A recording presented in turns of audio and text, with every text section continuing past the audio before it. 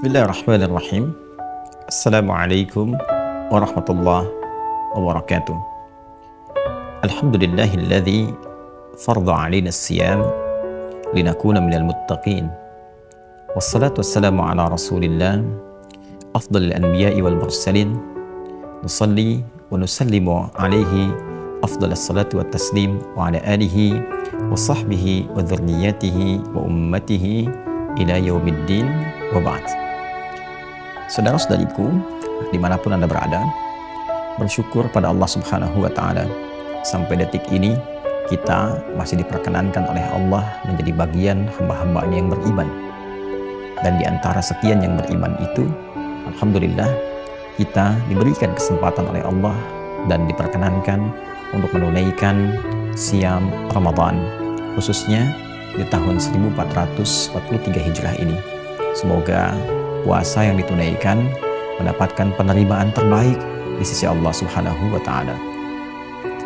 Saudara-saudariku, mengapa kita mesti berpuasa?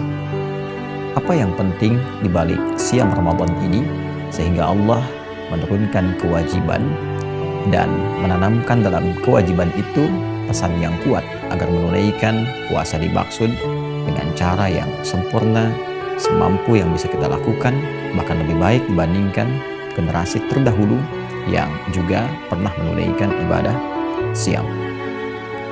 Ketika perintah puasa diturunkan oleh Allah di hari Senin di bulan Sya'ban di tahun kedua Hijrah dengan turunnya surah kedua Al-Baqarah ayat 183 agar ibadah itu ditunaikan di bulan Ramadan, Allah berfirman, "Ya ayyuhalladzina amanu kutiba alaikumus siyam kama kutiba alal ladzina min qablikum la'allakum tattaqun." Hai seluruh orang yang beriman tanpa kecuali, mulai saat ini diwajibkan atas kalian menunaikan ibadah siam di bulan Ramadan nanti, sebagaimana generasi terdahulu juga mendapati kewajiban itu. Puasa ditujukan dengan harapan kalian semua dapat meningkatkan takwa. La'allakum tattaqun, diharapkan kalian semua dapat bertakwa. Itulah penutup dari ayat 183 surah Al-Baqarah yang memberikan kesan yang dalam kepada kita semua akan hakikat Ramadan, tujuan ibadah puasa. Jika ada yang bertanya, kenapa harus puasa? Apa pentingnya Ramadan? Maka Al-Quran menjawab, dengan menunaikan puasa Ramadan itu, kalian memiliki peluang untuk meningkatkan takwa. Pertanyaan selanjutnya, apa itu takwa? Apa pentingnya takwa? Apa pengaruh takwa dalam kehidupan? Sehingga saking pentingnya takwa ini harus dilatih dalam ibadah Ramadan. Dan hadirnya Ramadan didesain untuk melatih pribadi kita agar menjadi insan yang bertakwa. Hadirin, takwa secara singkat adalah akumulasi dari karakter moral, kumpulan-kumpulan sifat baik yang hadir dalam jiwa setiap manusia, dan dari pancaran karakter moral inilah kemudian akan mengeluarkan sifat-sifat yang dieksekusi oleh bagian tubuh kita menjadi sikap yang mulia, dari ujung kepala sampai dengan ujung kaki. Jadi mata kita akan melihat yang mulia bergantung kepada bagaimana kondisi jiwa kita memberikan instruksi kepada mata untuk menatap. Lisan kita bisa bertutur yang mulia, itu bergantung pada keadaan jiwa kita yang memberikan petunjuk kepada lisan untuk bertutur. Demikian telinga saat mendengar sampai ke ujung kaki saat melangkah. Pusat instruksi, pusat yang memberikan sinyal, pusat yang memberikan perintah kepada bagian tubuh kita untuk bersikap, bertindak, berperilaku yang baik, itu yang disebut dengan takwa. Karakter moral yang memberikan instruksi kepada bagian tubuh untuk melahirkan karakter kinerja. Ini yang dimaksud di Quran surah ke-91 Asy-Syams di ayat 7 sampai dengan 10 itu. Wa nafsin wa ma sawwaha fa'alhamaha fujuraha wa taqwaha qad aflaha man zakkaha wa qad khaba man dassaha. Dan aku bersumpah, kata Allah, demi setiap jiwa manusia yang disempurnakan penciptaannya. Menjadi sempurna jiwa itu saat roh masuk ke dalam jasad fisik setiap manusia. Ditiupkan sejak usia 4 bulan dalam kandungan itu. Berkembang sampai dilahirkan. Dididik, dirawat, dan mendapatkan pengaruh dari lingkungan. Jiwa kita di dalamnya berisi karakter moral, diantaranya yang disebut dengan taqwa. Fa'alhamaha fujuraha wa taqwaha. Takwa itu puncak akumulasi sifat baiknya, fujur adalah katalisnya. Di dalam takwa terkumpul semua sifat-sifat baik yang disebut khair itu. Kejujuran ada dalam jiwa takwa. Kesabaran berkumpul dalam takwa. Rendah hati hadir dalam takwa. Demikian seluruh sifat baik, sifat khair terakumulasi, tersimpan dalam satu bagian jiwa disebut dengan takwa. Sedangkan fujur itu katalisnya yang didesain untuk mempercepat sehingga sifat-sifat mulia itu bisa keluar. Dan bentuknya adalah lawan langsung dari sifat takwa. Jika di takwa ada jujur, maka di fujur itu ada dusta. Jika di takwa ada sabar, maka di fujur ada amarah. Jika di takwa ada rendah hati, tawadhu, maka di fujur ada sombong. Allah menciptakan amarah bukan ingin menjadikan manusia pemarah, tapi untuk mempercepat, melatih supaya sabar itu muncul ke permukaan. Bagaimana mungkin ditemukan sabar kalau tidak ditemukan amarah? Seperti tidak ditemukan bersih kecuali ada kotoran. Qad aflaha man zakkaha. Sungguh kecenderungan hidup manusia akan dekat pada kebahagiaan, ketenangan, ketentraman, kesuksesan ketika mampu menyucikan keadaan jiwanya itu sehingga yang keluar itu selalu sifat baiknya. Takwanya mencuci, bukankah menghilangkan kotorannya sehingga tampil bersihnya? Jadi kotoran itu desainnya hadir untuk menghadirkan bersih. Karena tidak mungkin mencuci itu dilakukan, bersih itu muncul kalau nggak tampak kotoran sebelumnya. Karena itu diciptakan kotoran bukan ingin membuat satu benda menjadi kotor, bukan. Tapi sesungguhnya menjadi tanda agar kebersihan itu bisa lahir. Fujur, sifat-sifat kontrasnya, sifat-sifat yang terlihat nampak seperti negatifnya, tercipta bukan untuk menjadikan manusia memiliki sifat negatif, berperilaku yang negatif. Tidak, tapi lebih kepada untuk menjadi katalis takwa supaya ia muncul ke permukaan. Karena itu berbahagialah siapa yang bisa melihat hal-hal yang terlihat seperti buruk di hadapannya negatif dengan cara pandang melatih yang baiknya supaya muncul. Jika melihat yang sedih, cari lawannya untuk menggembirakan. Jika ada yang cemberut, cari lawannya untuk memberikan senyuman. Jika ada terlihat nampak perbuatan dusta, itu sinyal bagi kita untuk menampakkan kejujuran. Demikian selanjutnya. Maka siapa yang mampu mengoptimalkan sifat takwa ini, mengeluarkan semua sifat-sifat baik dalam nafasnya, ditembuskan pada kolbunya, diteruskan pada sodrunnya, lalu ditembuskan kepada akalnya yang sepersekian detik diinstruksikan kepada seluruh bagian tubuhnya. Dari jiwa yang baik itu ditembuskan ke mata, maka mata akan memandang yang baik-baik saja. Ketika yang dipandang tidak baik, mata segera berpaling atas instruksi dari jiwa takwanya. Lahir, diinstruksikan ke pikirannya, maka ia akan berpikir yang mulia-mulia. Tidak ada pikiran jelek dalam pikirannya, dalam benaknya, yang terfikir konstruksi semua kebaikan-kebaikan. Karena itu yang dilahirkan adalah ide-ide kreatif, solusi-solusi dalam kebaikan, hal-hal yang bermaslahat, hal yang menghadirkan harmoni.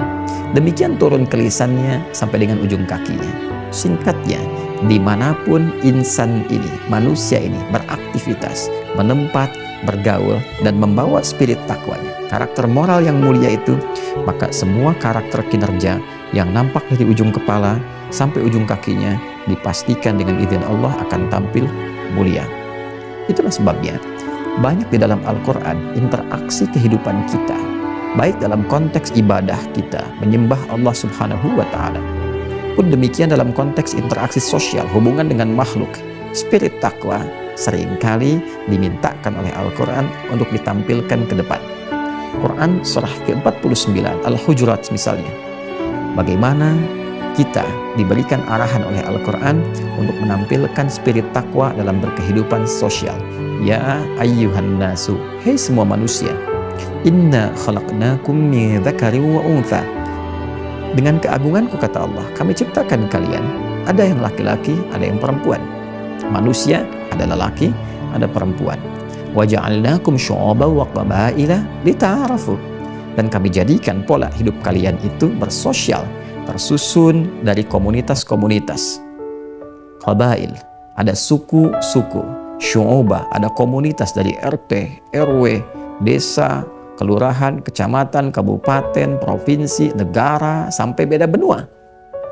Semua itu didesain oleh Allah lita'arafu, supaya kalian membangun harmoni, saling mengenal. Bukan untuk saling menyingkirkan, menyungkurkan, berpecah, saling mencela, saling mendominasi. Tidak, untuk membangun harmoni, bersinergi, saling membangun maslahat. Dan itu hanya bisa dicapai dengan niat-niat mulia, tindakan-tindakan yang baik. Dan dari semua yang mulia itu kata Allah, inna akramakum indallahi atqakum. Sungguh yang terbaik, yang paling mulia di antara kalian yang berinteraksi sosial itu adalah orang yang paling takwa. Orang yang paling mampu menampilkan karakter terbaik dalam moralnya. Jadi ternyata takwa ini punya peran penting dalam kehidupan.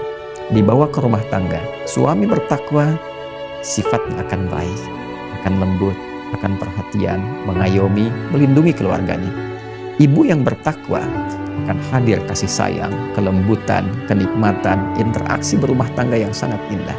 Demikian anak yang bertakwa akan lahir bakti yang paripurna, sayang yang luar biasa, meningkatkan kehangatan di rumah tangga.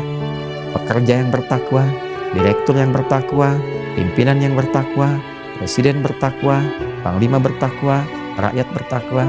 Jika semua mampu menampilkan kebaikan dalam hidupnya, maka baik-baik itu, semua sifat itu akan melahirkan harmoni dalam kehidupan yang kompleks, yang beragam, baik secara individual ataupun secara sosial dan secara komunal. Itulah sebabnya inti dari seluruh ibadah Ramadan, siang dan malamnya, dilatih kita meningkatkan sholat, dilatih kita mengendalikan nafsu kita, dilatih untuk menempatkan kadar kebutuhan sesuai dengan apa yang dibutuhkan. Makan tertata, minum tertata, aktivitas tertata, ibadah tertata. Pada puncaknya, semua tatanan itu ditujukan untuk melatih jiwa takwa kita supaya dapat muncul ke permukaan. Bukankah dalam Ramadan kita dilatih banyak meningkatkan kebaikan, mencegah banyak hal-hal yang tidak baik, yang tidak layak untuk ditampilkan, dari ujung kepala sampai ujung kaki. Pikiran yang buruk ditahan, kata-kata yang kotor dijauhkan, pendengaran yang tak layak untuk disimak kita tepikan sampai ke ujung kaki. Sebaliknya, semua yang baik, yang ditatap, didengar, dikatakan, dilangkahkan, digerakkan, semua dioptimalkan untuk dilakukan. Karena itulah puncak takwa akan melahirkan satu perisai terbaik yang mencegah dari keburukan, disebut dengan junnah, dan saat yang bersamaan mengoptimalkan karakter kebaikan yang mendekatkan kita kepada jannah. Hadis Nabi Sallallahu Alaihi Wasallam, as-siyamu junnatun.